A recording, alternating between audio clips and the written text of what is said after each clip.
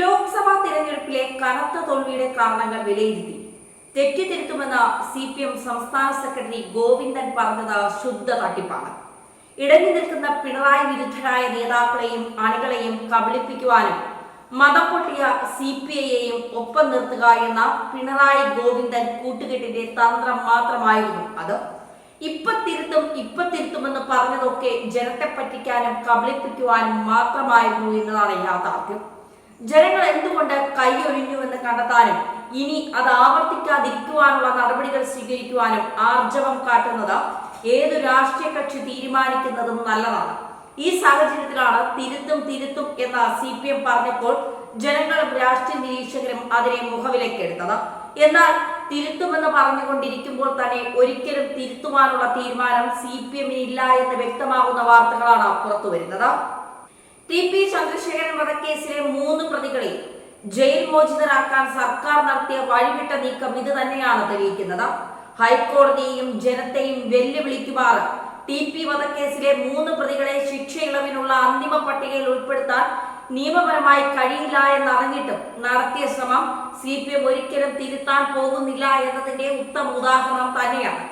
ഭരണത്തിലെ പോരായ്മകൾ ലോക്സഭാ തെരഞ്ഞെടുപ്പ് ഫലത്തിൽ പ്രതിഫലിച്ചു എന്ന CPM സംസ്ഥാന സമിതിയുടെ വിലയിരുത്തലിന് തൊട്ടു പിന്നാലെയാണ് ആഭ്യന്തര വകുപ്പിൽ ഇത്തരമൊരു കള്ളക്കളി നടത്തിയിട്ടുള്ളത്. തിരഞ്ഞെടുപ്പ് തോൽവിയിൽ നിന്ന് CPM ഒരു പാഠവും ഉൾക്കൊണ്ടിട്ടില്ല എന്നതിന്റെ തെളിവാണിത്. നിയമവ്യവസ്ഥയെയും ജനങ്ങളെയും ഇനിയും ഞങ്ങൾ ധിക്കരിക്കുമെന്ന പിണറായി സർക്കാരിന്റെയും CPM-ന്റെയും വെളിപ്പെടുത്തൽ കൂടിയാണിത്. സംഭവം പുറത്തായതോടെ അതേപ്പറ്റി പ്രതികരിക്കാൻ സംസ്ഥാന സെക്രട്ടറി MV ഗോവിന്ദൻ തയ്യാറാകാതെ ഒഴിഞ്ഞുമാറിയതും അതിനാൽ തന്നെയാണ്. തിരഞ്ഞെടുപ്പിലെ കനത്ത പരാജയം ചർച്ച ചെയ്യാൻ നടക്കുന്ന CPM ജില്ലാതല അവലോകന യോഗങ്ങളിൽ ആഭ്യന്തര വകുപ്പിനെതിരെ കടുത്ത വിമർശനം ഉയരുമ്പോഴാണ് അതേ വകുപ്പിൽ തന്നെ പിണറായിയുടെ ധാർഷ്ട്യം വിളിച്ചു പറയുന്ന ഈ നടപടി എന്നതാണ് ശ്രദ്ധേയം. TP വധക്കേസിൽ ശിക്ഷിക്കപ്പെട്ടവർക്ക് 20 വർഷം തടവ് പൂർത്തിയാക്കും വരെ ഇളവ് പാടില്ല എന്ന ഹൈക്കോടതി വിധി നിലവിലുള്ളത് മുഖ്യമന്ത്രി കൈകാര്യം ചെയ്യുന്ന ആഭ്യന്തര വകുപ്പിന് അറിയാത്ത കാര്യമല്ല. കണ്ണൂർ സെൻട്രൽ ജയിൽ സൂപ്രണ്ട് വിചാരിച്ചാൽ മാത്രം പ്രതികളെ മോചിപ്പിക്കാൻ കഴിയില്ലെന്നിരിക്കെ ഇതിനു പിന്നിൽ ഉന്നത രാഷ്ട്രീയ ഇടപെടൽ ഉണ്ടായെന്ന സത്യം അരിയാഹാരം കഴിക്കുന്ന എല്ലാവർക്കും അറിയാം. പട്ടികയെക്കുറിച്ച് പ്രതികരിക്കാൻ ജയിൽ സൂപ്രണ്ട് തയ്യാറാകാത്തത് കൂടുതൽ ദുരൂഹതയാണ് ഇക്കാര്യത്തിൽ ഉണ്ടാക്കിയിരിക്കുന്നത്. ജയിൽ ആസ്ഥാനത്ത് നിന്നുള്ള നിർദ്ദേശത്തെ തുടർന്നാണ് പ്രാഥമിക പട്ടികയിൽ TP കേസ് പ്രതികളുടെ പേര് വന്നതെന്നാണ് പുറത്തു വന്ന റിപ്പോർട്ടുകളിൽ പറയുന്നത്. സത്യത്തിൽ പട്ടികയിൽ പേര് ഉൾപ്പെട്ടവരെ കുറിച്ചുള്ള റിപ്പോർട്ട് നൽകേണ്ടത് പോലീസാണ്. അതുകൊണ്ട് തന്നെ ആഭ്യന്തര വകുപ്പ് കൈകാര്യം ചെയ്യുന്ന മുഖ്യമന്ത്രി പിണറായി വിജയൻ അറിയാതെ ഇത്തരമൊരു സംഭവം നടക്കില്ല. TP വധക്കേസ് പ്രതികളുടെ ശിക്ഷയിൽ ഇളവ് നൽകുവാനുള്ള റിപ്പോർട്ടാണ് ജയിൽ സൂപ്രണ്ട് അയക്കുന്നത്. TP കേസിൽ ഹൈക്കോടതി വിധി വന്ന് വെറും 8 മാസമാകുമ്പോഴാണ് ഇതെന്ന് ഓർക്കണം. പ്രതികൾക്ക് ഒരിളവും നൽകാൻ പാടില്ല എന്ന് കോടതി ഉത്തരവിൽ വ്യക്തമായി പറഞ്ഞിട്ടുള്ളതാണ്. ഹൈക്കോടതി ഉത്തരവിനെ പോലും വെല്ലുവിളിക്കുകയാണ് പിണറായി സർക്കാർ. മുഖ്യമന്ത്രിയോ ആഭ്യന്തര വകുപ്പിന്റെയോ സമ്മതമില്ലാതെ ജയിൽ സൂപ്രണ്ട് ഇത്തരമൊരു റിപ്പോർട്ട് നൽകാനിടയില്ല. 10 പ്രതികൾ ഇപ്പോൾ പരോളിലാണ്.